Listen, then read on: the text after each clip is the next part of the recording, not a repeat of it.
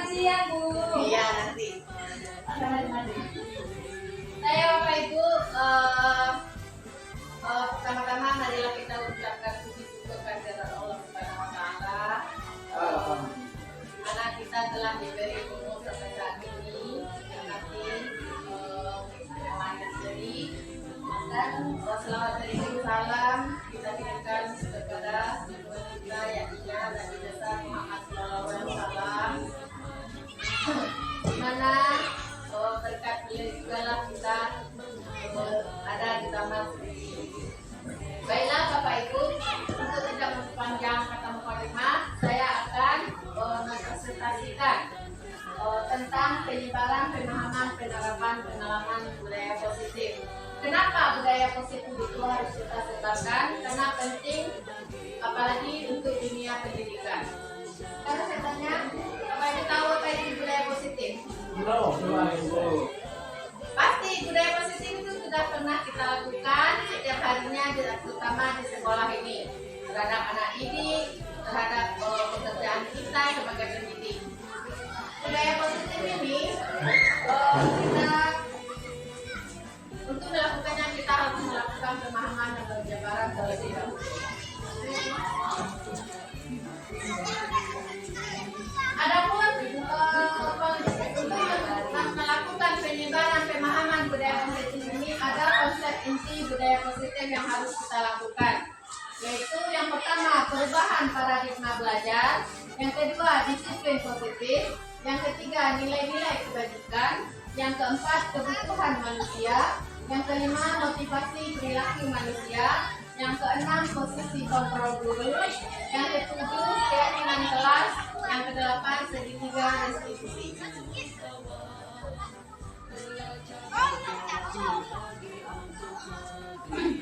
Yang pertama, apa itu pembelajaran dengan paradigma baru? Pembelajaran dengan paradigma baru merupakan pembelajaran yang dirancang berdasarkan prinsip pembelajaran berdiferensiasi. Sekarang saya tanya kepada Bapak Ibu, apa bentuk pembelajaran yang selama ini kita ketahui? Yang Bapak Ibu lakukan, apa pembelajaran yang dilakukan terhadap murid kita? Pembelajaran berpusat kepada guru kah atau pembelajaran berpusat kepada murid peserta didik? Alhamdulillah ya, kita sudah melaksanakan pembelajaran yang bersifat berpihak kepada murid. Apa itu pembelajaran berpihak kepada murid? Pembelajaran bagaimana peserta didik belajar sesuai dengan kebutuhannya ya Bapak Ibu, berdasarkan tahap perkembangan sesuai dengan teori psikologi modern dan mewujudkan profil pelajar Pancasila. Profil pelajar Pancasila itu ada berapa dimensi? Bapak Ibu? 6. Ya, yang pertama beriman dan bertakwa kepada Tuhan Yang Maha Esa. Kebinekaan global. Yang ketiga bergotong royong, mandiri dan berkreatif dan berkenalan. Nah, untuk mencapai 6 dimensi ini, seperti berdasarkan filosofi Ki Hajar Dewantara bahwa kita guru ini adalah sebagai penuntun. Jadi Tuhan pun sebagai penuntun, maka kita akan melihatkan budaya positif yang ada pada diri kita untuk membelajarkan anak peserta didik kita. Nah, untuk melaksanakan konsep paradigma tadi, kita memerlukan miskonsepsi tentang teori kontrol. Yang pertama, ilusi guru mengontrol murid. Murid itu kita ibaratkan seperti robot. Nah, kenapa seperti robot? Karena kita yang membentuk anak itu. Selama ini yang kita lakukan.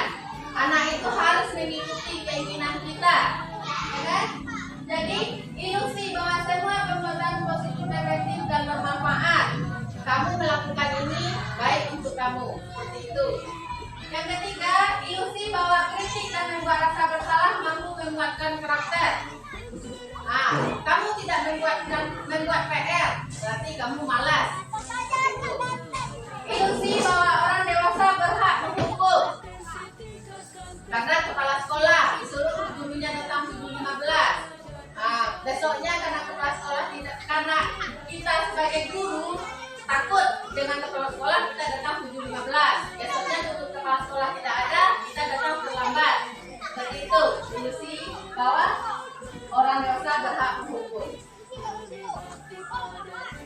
Mengubah paradigma stimulus respon ke pendekatan teori kontrol. Yang pertama, stimulus respon. Realitanya kebutuhan kita sama kalau menurut stimulus kontrol. Kalau menurut teori kontrol, realita kebutuhan kita berbeda. Berbeda kan Bapak Ibu kebutuhan kita? Iya. Iya, ada yang sama, ada yang berbeda. Yang kedua, semua orang melihat hal yang sama menurut stimulus respon. Menurut teori kontrol, setiap orang memiliki gambaran berbeda. Kita memiliki gambaran yang berbeda, beda. Yang ketiga, kita mencoba mengubah orang agar berpandangan sama dengan kita.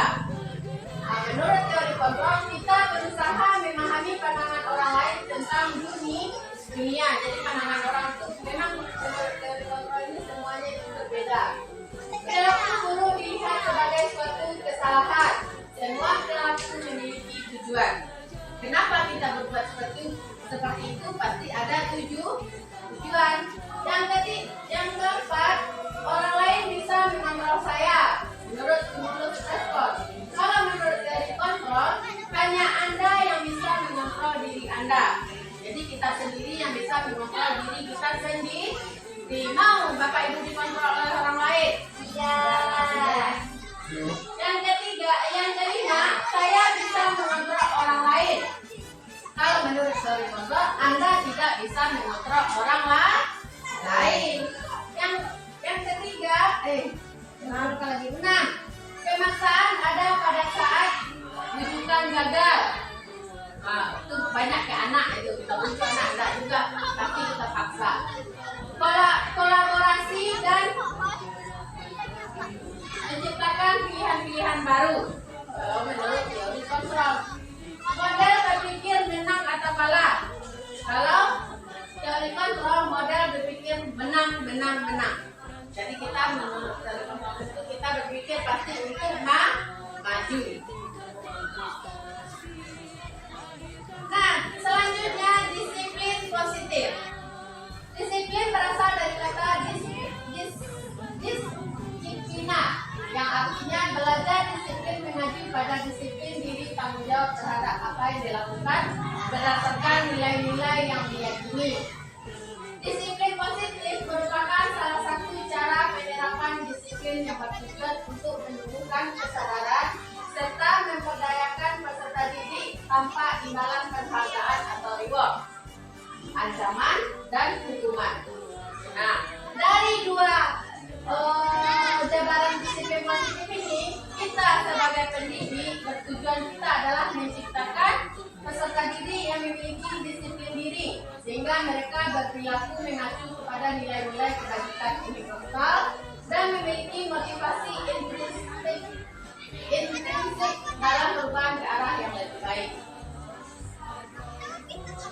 Dalam nilai-nilai kebajikan, nilai yang disepakati bersama lepas dari suku bangsa, agama, bahasa maupun latar belakangnya. Contoh nilai kebajikan institusi dan instansi. Profil pelajar Pancasila. Beriman dan bertakwa terhadap Tuhan Yang Maha Esa, berakhlak mulia, berkebinekaan global, gotong royong, mandiri, kreatif, dan bernalar kritis. Itu 6 dimensi Pancasila tadi ya Bapak Ibu. Nah, ini bahasa agak jauh nih. Ibu Primary Years Program atau PYP. Toleransi, rasa hormat, integritas, mandiri, menghargai, antusias, empati, keingintahuan, kreativitas, kerjasama, percaya diri, dan komitmen. Yang ketiga, keterampilan hidup atau life skill.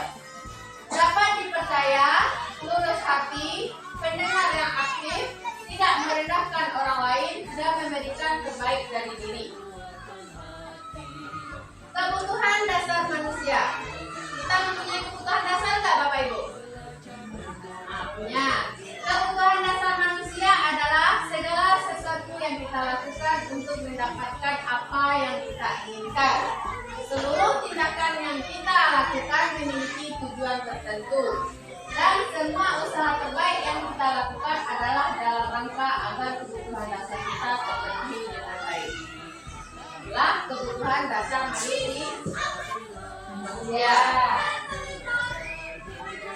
Ada 5 kebutuhan dasar manusia ini Bapak Ibu. Yang pertama, bertahan hidup. Makanan, pakaian, tempat tinggal, keamanan, dan kesehatan. Buat kita bertahan hidup, kita membutuhkan makanan, pakaian, tempat tinggal, keamanan, dan kesehatan. Kasih sayang dan terima kasih.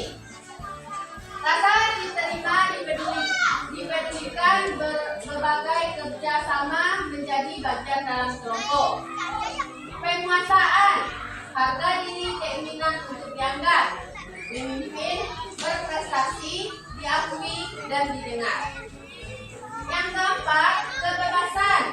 Dalam kebebasan kita memiliki perilaku mandiri, memiliki pilihan, mencoba hal baru, mampu mengendalikan arah diri. Yang kelima, kesenangan. Bermain humor antar usia dan tertawa. Jadi itulah 5 kebutuhan dasar manusia. Motivasi perilaku manusia. Yang pertama, untuk menghindari ketidaknyamanan atau hukuman. Motivasi ekstrinsik, untuk mendapatkan imbalan atau penghargaan dari orang lain. Inilah yang sering kita dapatkan dari murid kita ya Bapak Ibu. Dia melakukan sesuatu itu agar tidak dihukum. Nah, anak itu kalau kita kasih iming-iming dulu, kamu lakukan itu, kamu nanti ibu kasih reward atau imbalan, baru dia mau melakukannya. Itu adalah motivasi ekstrinsik. Yang ketiga, motivasi intrinsik, yaitu untuk menjadi orang yang mereka inginkan dan menghargai diri sendiri dan nilai-nilai yang mereka percaya. Itulah yang belum kita dapatkan pada diri anak peserta didik kita ya Bapak Ibu. Kalau mereka melakukan memang untuk menghargai diri mereka, memang percaya diri mereka, tapi belum pernah jarang kita dapatkan pada kesadaran itu pada peserta didik kita. Motivasi perilaku manusia. Yang pertama, hukuman. Apa saja yang ada di hukuman ini? Tidak terencana atau tiba-tiba. Tiba-tiba kita ada anak melakukan kesalahan, tiba-tiba kita mengasih hukuman tanpa kita rencanakan. Yang kedua, murid tidak tahu dengan apa yang terjadi atau tidak melibatkan. Bersifat satu arah, berupa hukuman fisik atau psikis. Yang kedua, konsekuensi. Terencana, disepakati sesuai dengan peraturan. Seperti kita memberi anak buang sampah seperti kemarin yang saya lakukan. Nah, kalau tidak bersih, setiap kelasnya lakukan selama seminggu. Itu namanya konsekuensi. Murid tetap dibuat tidak nyaman. Sikap guru selalu memonitor murid. Yang ketiga, restitusi.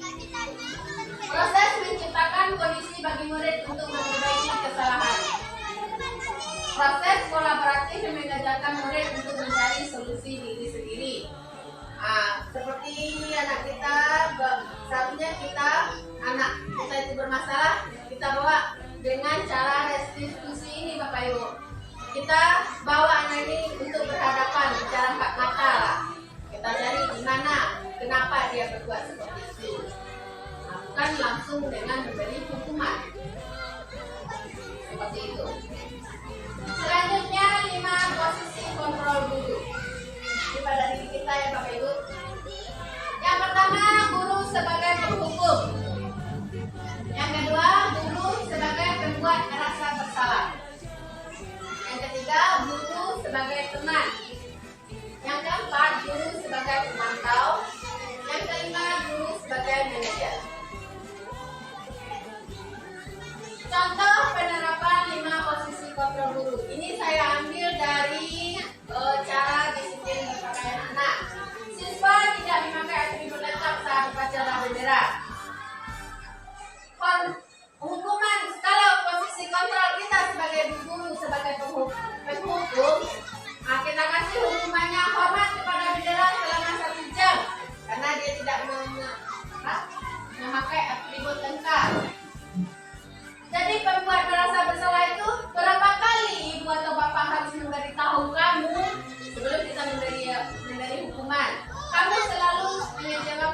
ibu atau bapak. Itu posisi guru sebagai penghukum. Posisi guru sebagai teman, ayo dong ikuti aturan sekolah. Tolong bantu ibu atau bapak ya sekali ini. Ya sudah, tidak apa-apa. Lain kali jangan sampai berbuat seperti itu lagi ya. Itu adalah posisi guru sebagai teman. Guru sebagai pemantau, kamu sudah melanggar peraturan sekolah. Kamu tahu konsekuensinya. Setelah upacara, kamu beli atribut ke koperasi dan jangan diulangi lagi. Guru sebagai pemantau. Di sini guru sebagai manajer. Apakah kamu tahu kesalahanmu? Kira-kira bagaimana kamu memperbaiki kesalahanmu?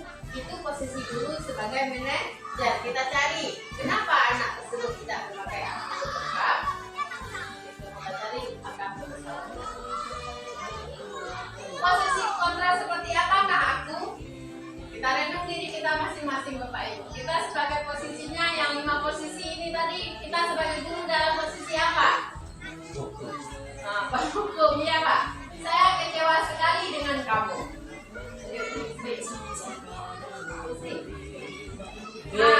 Kamu tidak pernah melakukannya.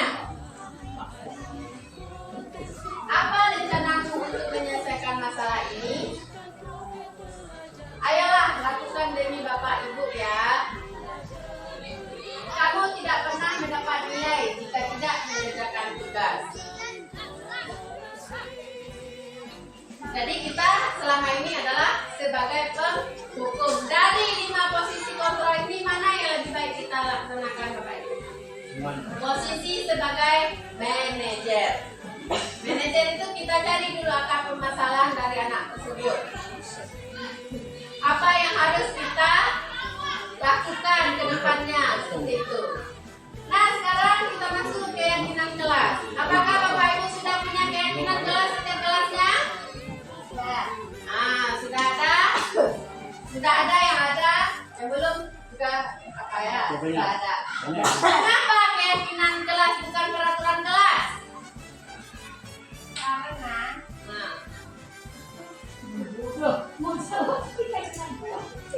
Kenapa? Kenapa harus keyakinan kelas bukan peraturan kelas kita terapkan? Karena ibu bapak membuat keyakinan kelas berdasarkan pendapat anak enggak? Kenapa? Karena keyakinan kelas itu, pendapat anak itu lahir dari diri mereka sendiri. Jika keyakinan itu lahir dari diri mereka sendiri, pasti mereka akan bertanggung jawab untuk melaksanakannya, untuk mematuhinya. Makanya disebut dengan keyakinan kelas. Ya, dalam pembentukan keyakinan kelas, unsur-unsur yang ada yaitu bersifat abstrak, berupa pertanyaan universal, dibuat dengan pernyataan positif. Di sini dibuat dalam pernyataan positif itu Bapak Ibu, pernyataan negatif misalnya dilarang buang sampah, kita jadikan ke kalimat positif. Ya, apa kalimat positifnya? Jagalah kebersihan. Seperti itu. Ya, itulah apa dari KAD ya Bapak Ibu. Nah, yang kedua, sedikit saja agar mudah diingat. Tidak perlu banyak-banyak. Keyakinan kelas itu cukup 5 atau 4. Yang penting dapat diingat anak. Sesuai dengan kondisi kelas atau sekolah sehingga mudah diterapkan. Semua warga sekolah atau warga kelas dilibatkan dalam membuat keyakinan kelas. Nah, di sini segitiga restitusi. Suatu proses dialog yang dijalankan oleh guru agar dapat menghasilkan murid yang mandiri dan bertanggung jawab. Itu segitiga restitusi. Apa aja yang ada di segitiga restitusi ini? Yang pertama, menstabilkan identitas. Yang kedua, validasi tindakan yang salah. Yang ketiga, menanyakan keyakinan. Dalam menstabilkan identitas, berdasarkan prinsip membuat kesalahan adalah bagian dari proses pembelajaran. Apa saja? Berbuat salah itu wajar. Kalau kita kepada anak-anak, tidak ada manusia yang sempurna. Ibu atau bapak juga pernah melakukan hal itu. Ibu atau bapak tidak mau mencari siapa yang salah, tapi ibu atau bapak ingin mencari solusi tentang permasalahan ini. Kamu berhak berada biasa begitu. Itu menstabilkan identitas. Yang kedua, validasi tindakan yang salah. Berdasarkan prinsip setiap perilaku berupa memenuhi suatu kebutuhan tertentu. Kamu pasti punya alasan mengapa melakukan hal itu. Padahal kamu bisa melakukan yang lebih buruk dari ini ya. Kamu patut bangga karena telah melindungi sesuatu yang penting buatmu. Kamu melakukannya karena mempertahankan sesuatu yang penting bagimu. Menanyakan keyakinan. Berdasarkan prinsip teori kontrol bahwa pada dasarnya kita termotivasi secara intrinsik. Apa keyakinan kelas kita? Nilai-nilai apa yang telah disepakati bersama? Seperti apa gambaran kelas yang ideal menurut kamu? Kamu ingin menjadi orang yang seperti apa? Itu nilai yang ada dalam menanyakan keyakinan kelas.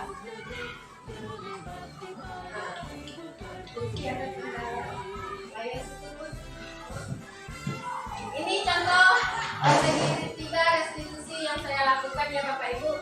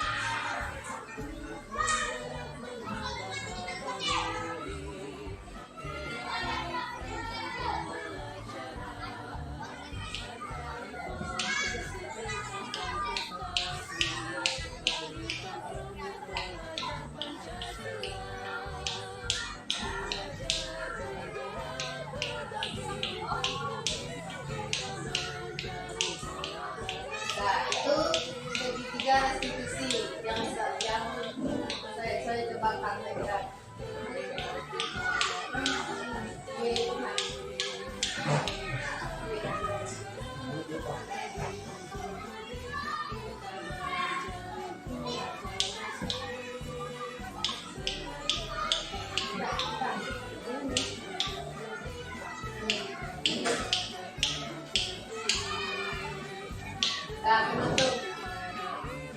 Dalam penerapan program disiplin positif, hendaknya guru memiliki standar kepribadian profesional. dan sosial yang baik, di mana guru mampu merefleksi dirinya dalam posisi kontrol. Saat ini bagaimana perjalanan dirinya sebagai amok atau manajer yang menuntun murid-muridnya menjadi insan yang mandiri, mereka bertanggung jawab sesuai dengan standar nasional pendidikan. Demikianlah Bapak Ibu penjabaran pemahaman budaya positif saya hari ini. Terima kasih atas waktunya. Assalamualaikum warahmatullahi wabarakatuh. Waalaikumsalam.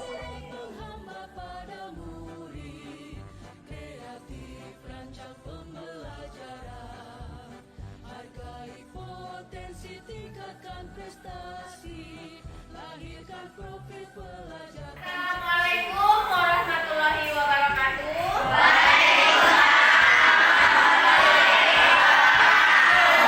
Apa kabar anak-anak?